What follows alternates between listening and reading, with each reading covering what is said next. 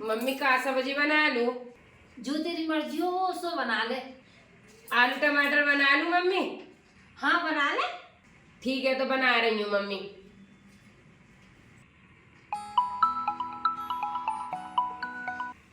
हाँ लली, हाँ सब ठीक है, बाल बच्चे सब बढ़िया हैं। रोटी को ला लिया, अभी कोई किलो हिसाब ना है। रोटी बनेंगी 12 बजे जाके। आलू टमाटर बना रही है।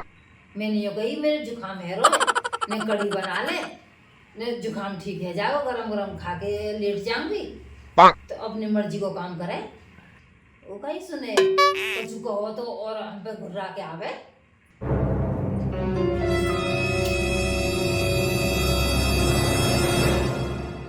ए, गुड्डी को फोन आया वो, मजाक कर रही मैं तो।